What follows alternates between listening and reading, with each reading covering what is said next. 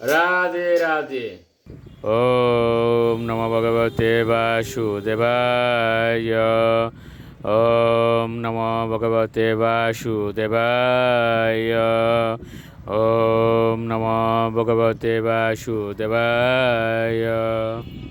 শ্রীমদ্ ভাগবত চতুর্থ স্কন্দ পুষণম চতুর্থ অধ্যায় সতীর দেহত্যাগ। শ্লোক 1। মৈত্রেয় উবাচ এতাবদুক্তা বিররাম শঙ্কর পতঙ্গনাশম উভয়ত্র চিন্তয়ন সুহৃদ্দৃক্ষু পরিশঙ্কিতা ববাত নিষ্ক্রামতি নির্বিশতি দিদাসা। অনুবাদ: মহর্ষি মৈত্রেয় বললেন, দ্বিধাগ্রস্ত সতীকে এইভাবে উপদেশ দিয়ে শিব নীরব হলেন। সতী তার পিতৃগৃহে আত্মীয় স্বজনদের দর্শন করার জন্য অত্যন্ত উৎকণ্ঠিত হয়েছিলেন, কিন্তু সেই সঙ্গে তিনি শিবের সাবধান বাণীতেও ভয়ভীত হয়েছিলেন। দুদুল্যমান চিত্রে তিনি একবার গৃহ থেকে নির্গত হয়ে পর মুহূর্তে আবার গৃহে প্রবেশ করেছিলেন। শ্লোক 2। সুহৃদ্দৃক্ষা প্রতিঘাত দুর্মনা স্নেহাদ রুদতি অশ্রুকলা অতি বিহলা ববম ভবানী প্রতিপুরুষম রুষা প্রদক্ষতি ইব ঐক্ষত জাত বেপতুহ। অনুবাদ: এভাবে তার পিতার গৃহে তার আত্মীয় স্বজনদের দর্শনের বাসনায় ব্যাঘাত হওয়ার ফলে সতী অত্যন্ত বিষণ্ণ হয়েছিলেন এবং তাদের প্রতি প্রেমাতিশয্যবশত তার চোখ দিয়ে অশ্রু দ্বারা ঝরে পড়েছিল।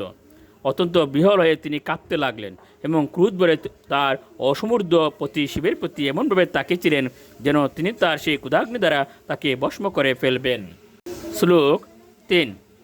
তত বিনিশস্য সতী বিহায়তম শুকেন রুষেন চ দুহতারিদা পিতৃ রগাত স্তৈন বিমুরদির্গৃহান ব্রহ্মাত্মন ইউ অর্ধম অদাত শতাম প্রিয়। অনুবাদ: তারপর সতী তার পতি, যিনি প্রেমের বসে তাকে তার অর্ধাঙ্গ প্রদান করেছিলেন, সেই শিবকে পরিত্যাগ করে ক্রোধ এবং সুখের ফলে দীর্ঘ নিঃশ্বাস পরিত্যাগ করতে করতে তার পিতার গৃহে গমন করেছিলেন। দুর্বল স্ত্রী স্বভাববশত তিনি এই প্রকার নির্বুধের মতো আচরণ করেছিলেন। শ্লোক 4। তামন্ন গচ্ছন দ্রুত বিক্রমাম সতী মেকাম ত্রিনেত্রানুচরাশ্রস্রশ সপার্শ্বদ যক্ষা মণিমত মদাদয় পুরুবৃষেন্দাস্ত্রসাগত বেতা। অনুবাদ: মণিমান মদ আদি শিবের হাজার হাজার অনুচরেরা এবং যক্ষ পার্শ্বদেরা যখন দেখলেন যে সতী একাকিনী দ্রুত গতিতে প্রস্থান করছেন, তখন তারা বৃষেন্দ্র নন্দীকে অগ্রে করে সতীর পশ্চাৎ পশ্চাৎ ধাবিত হলেন। শ্লোক 5।